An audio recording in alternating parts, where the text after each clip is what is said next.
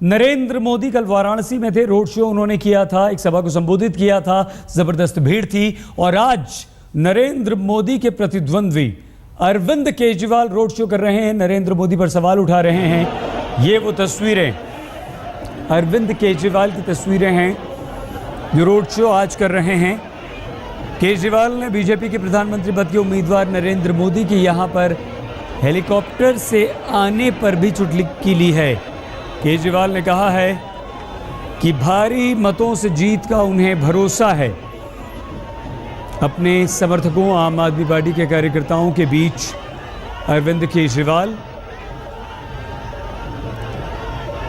BJP पर सांप्रदायिक और जाति की राजनीति से जुड़े हुए हथकंडे अपनाने का आरोप भी अरविंद केजरीवाल ने लगाया है।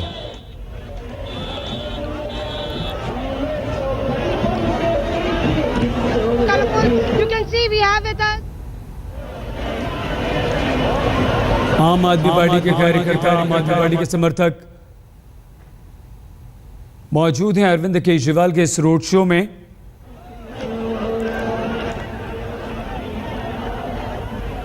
भ्रष्टाचार करके देश के जब बर्बाद करना चाहता हूं। मुझे ये बीजेपी वालों ने लंका में भेजा था और ये So you can hear that Aam Aadmi trying to catch the attention.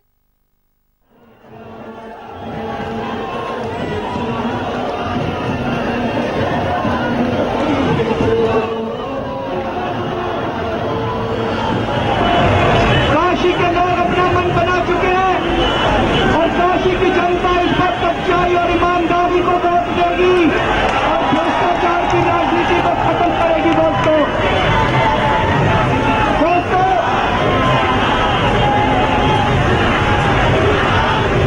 मैं पिछले 6 दिन से रोहिणी और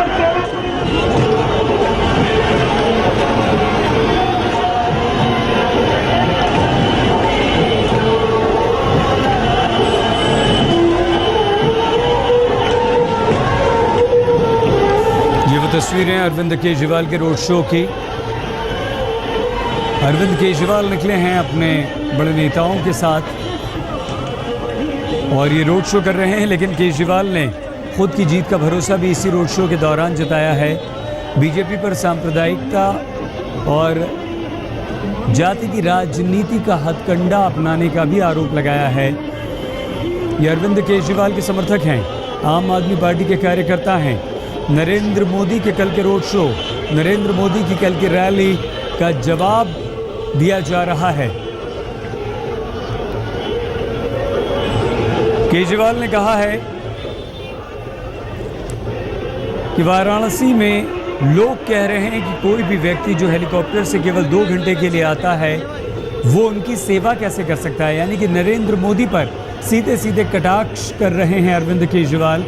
नरेंद्र मोदी कि वाराणसी हेलीकॉप्टर से पहुंचने पर भी सवाल खड़े कर रहे हैं अरविंद केजरीवाल और ये कह रहे हैं कि नरेंद्र मोदी को यहां से हार का सामना करना पड़ेगा। अपनी जीत का दावा भी अरविंद केजरीवाल यहां पर कर रहे हैं। अंतिम दौर का चुनाव होना है। वाराणसी की ये वो सीट जहां से नरेंद्र मोदी बीजेपी के प्रधानमंत्री पद के उम्मीदवार के खिलाफ चुनाव लड़ रहे हैं अरविंद केजरीवाल। और अगर सबसे ज़्यादा चर्चित कोई सीट है देश भर में इस बार तो वो वाराणसी है। अगर सबसे ज़्यादा कौतूहल की दृष्टि से कोई किसी सीट को देख रहा है तो वो वाराणसी की सीट है। और अगर किसी परिणाम का सबसे ज़्यादा इस देश के लोगों को इंतज़ार है तो वो वाराणसी की सीट का इंतज़ार है। अरविंद केजरीवाल आम आदमी पार्टी के नेता उतरे हैं यहाँ नरेंद्र मोदी बीजेपी के प्रधानमंत्री पद के उम्मीदवार के खिलाफ चुनाव मैदान में। बीजेपी की सीट है, बीजेपी का गढ़ वाराणसी है। हालांकि यहाँ पर दूसरी पार्टियों का भी कब्जा रहा है वाराणसी सीट पर, लेकिन पिछले कई समय से वाराणसी की सीट पर बीजेपी का कब्जा रहा है, संघ का यहाँ दखल रहा है। और कांग्रेस ने अजय राय को, जो कि स्थानीय नेता हैं, विधायक हैं, उन्हें चुनाव में उतारा है। त्रिकोणीय मुकाबला बनाने की कोशिश मुख्तार अंसारी ने कर दी है, जो कि यहाँ से पिछली बार चुनाव लड़े थे मुरली मनोहर जोशी के खिलाफ और दूसरे नंबर पर रहे थे। हट गए हैं चुनाव से। 3.5 लाख के लगभग वोट उन्होंने लिए थे और अपना समर्थन कांग्रेस के उम्मीदवार अजय राय को दे दिया है। कांग्रेस, आम आदमी पार्टी और बीजेपी के बीच त्रिकोणीय मुकाबला वाराणसी में, लेकिन बीजेपी का ये मानना है कि यहाँ पर उसका कोई मुकाबला नहीं है और नरेंद्र मोदी रिकॉर्ड मतों से यहाँ पर चुनाव जीतेंगे। आम आदमी पार्टी की तरफ से अरविंद केजरीवाल अपनी जीत का दावा यहाँ से कर रहे हैं और कांग्रेस को भरोसा है कि नरेंद्र मोदी और अरविंद केजरीवाल को अजय राय यहाँ से चुनौती देंगे और जीत हासिल करेंगे।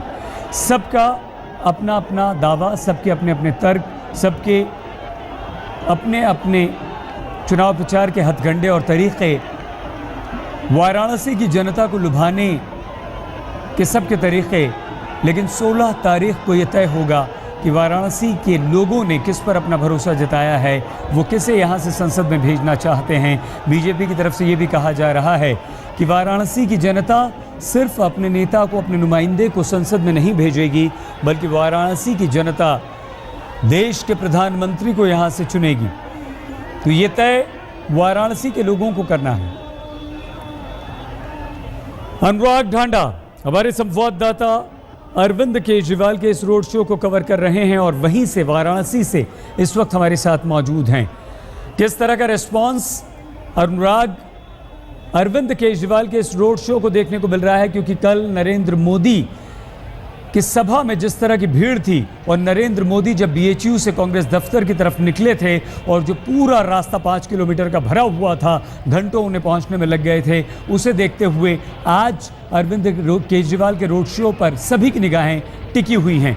क्या आप देख पा रहे हैं अनुराग? सही तस्वीर वैसी ही नजर आ रही है और वैसा ही तस्वीर बनाने की शायद कोशिश भी है, क्योंकि शक्ति प्रदर्शन है ये, कोई भी कैंडिडेट ये नहीं कर सकता कि वो उस रेस में न दिखे। मैं आपको तस्वीर दिखाऊं, ये वो जगह, यहीं से शुरू हुआ था रोड शो कल, अगर देखें नरेंद्र मोदी का भी, और अब वो रोड शो यहाँ से आगे बढ़ा है। हजारों लोग अरविंद केजरीवाल के साथ स्टार्टिंग पॉइंट से आगे बढ़े हैं और 13 पॉइंट बनाए गए हैं जगह जगह पर, जहां पर कि सैकड़ों हजारों समर्थक खड़े हुए इंतजार कर रहे हैं। यानी जैसे जैसे रोड शो आगे बढ़ेगा आपको जो तस्वीर दिखेगी वो कल जैसे रोड शो जैसे ही दिखेगी, क्योंकि पूरा जोर आम आदमी पार्टी ने भी लगा दिया है शक्ति प्रदर्शन करने के लिए और काफी संख्या में समर्थक निकल करके भी आए हैं। अनुराग, एक सवाल यहाँ पर खड़ा होता है, चाहे वो नरेंद्र मोदी की कल की सभा हो या आम आदमी पार्टी के अरविंद केजरीवाल का आज का रोड शो हो, ये कहा जाता है कि बाहर से बहुत लोग आए हैं। वो आम आदमी पार्टी के कार्यकर्ता भी हैं जो समर्थन में आए हैं, बीजेपी के भी बहुत सारे कार्यकर्ता और बहुत सारे समर्थक बाहर से आए हैं। जो असली मन है वाराणसी के लोगों का, क्या उसे भांप पाने में आप या कोई संकेत उस मन का मिल पा रहा है, कोई अंदाजा लग पा रहा है अनुराग?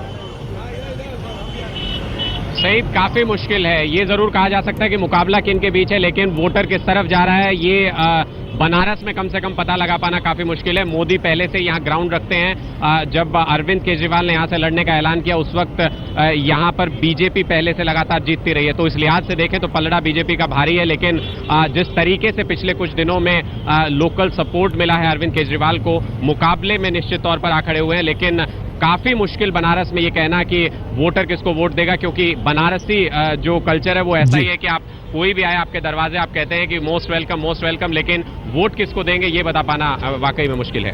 अनुराग, आम आदमी पार्टी ने जो ईमानदार राजनीति का नारा बुलंद करके चुनाव लड़ने की ठानी थी और इस लोकसभा के चुनाव में आम आदमी पार्टी उतरी थी, कहीं ना कहीं वो नारा, वो ईमानदार राजनीति काफ़ी पीछे छूटती हुई दिखाई दे रही है और जाति की राजनीति, नरेंद्र मोदी के जाति के सवाल पर बवाल और यहाँ पर जातिगत समीकरण, मुख्तार अंसारी का कांग्रेस के नेता के समर्थन में यहाँ पर शामिल होना, इन तमाम मुद्दों पर अनुराग हम आपसे बात करेंगे और ये पूछेंगे ज़रूर कि क्या कुछ यहाँ देखने को मिल रहा है वाराणसी में। लेकिन अब बस हम यहाँ कुछ देर के लिए रुकेंगे और लिए चलेंगे अरविंद केजरीवाल के रोड शो में, बात करेंगे अनुराग ढांडा से। कल नरेंद्र मोदी ने अपना जलवा दिखाया था वाराणसी में, बनारस में ज़बरदस्त भीड़ थी। आज अरविंद केजरीवाल का रोड शो हो रहा है, भीड़ तो उतनी नहीं है लेकिन इसे शक्ति प्रदर्शन ज़रूर कहा जा रहा है। लेकिन क्या पिछले 15 दिनों में बनारस की राजनीति में कुछ बदलाव आया है? बनारस के लोगों का मन बदला है? ये वो तस्वीरें हम आपको दिखा रहे हैं अरविंद केजरीवाल के रोड शो की। और याद कीजिए, नरेंद्र मोदी कल जब बनारस हिंदू विश्वविद्यालय से निकले थे अपने बीजेपी के दफ्तर जाने के लिए, तो क्या आलम था। हमारे साथ अनुराग ढांडा, हमारे संवाददाता, इस वक्त सीधे वाराणसी से हैं। 15 दिन पहले जब अरविंद केजरीवाल ने नामांकन दाखिल किया था, एक प्रभावशाली रोड शो किया था अनुराग, उसके बाद नरेंद्र मोदी की पैठ, बीजेपी का जबरदस्त चुनाव प्रचार, क्या कुछ बदला है इन 15 दिनों में वाराणसी में अनुराग? देखिए सईद, वाराणसी की राजनीति अगर बताऊं तो यहाँ पर हर 2-3 दिन में माहौल बदल रहा है। जिस तरीके से तराजू के पलड़े होते हैं, वैसे यहाँ पर कभी समर्थन एक तरफ दिखता है, कभी दूसरी तरफ दिखता है। निश्चित तौर पर सभी पार्टियां पूरा जोर लगा रही है। मैं आपको बताऊं कि चाहे वो भारतीय जनता पार्टी और आम आदमी पार्टी, हजारों कार्यकर्ता देश भर से पूरा चुनाव निपटा करके यहाँ पहुंच चुके हैं। पूरा एक रण का मैदान इस वक्त बनारस बना हुआ है और जो तमाम जो लोकल समर्थक जो है वो जिसकी तरफ भी जाते हैं उसका पलड़ा भारी हो जाता है। तो निश्चित तौर पर शक्ति प्रदर्शन का दौर है। कल नरेंद्र मोदी थे, आज अरविंद केजरीवाल है, कल हम राहुल गांधी का रोड शो यहाँ पर देखेंगे। तो कोई भी पार्टी आखिरी मोमेंट पर लोकल को ये यकीन दिलाना चाहती है कि उनके साथ ज्यादा से ज्यादा समर्थन है और उनके साथ आने में उन्हें फायदा है। एक तरीके से मानसिक युद्ध चल रहा है जिसमें ज्यादा से ज्यादा भरोसा बटोरने की, ज्यादा से ज्यादा समर्थन बटोरने की कोशिश हो रही है। अनुराग, अरविंद केजरीवाल ये कहते हैं कि बनारस में जाति और धर्म का बंधन टूटा है, यहाँ पर ईमानदार राजनीति को वोट दिया जा रहा है, बदलाव यहाँ के लोग भी चाहते हैं और नरेंद्र मोदी की कोई हवा नहीं है।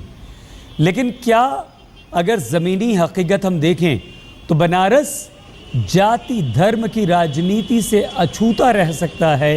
क्या वहाँ पर ये मुद्दे मतदाताओं पर असर नहीं डालेंगे?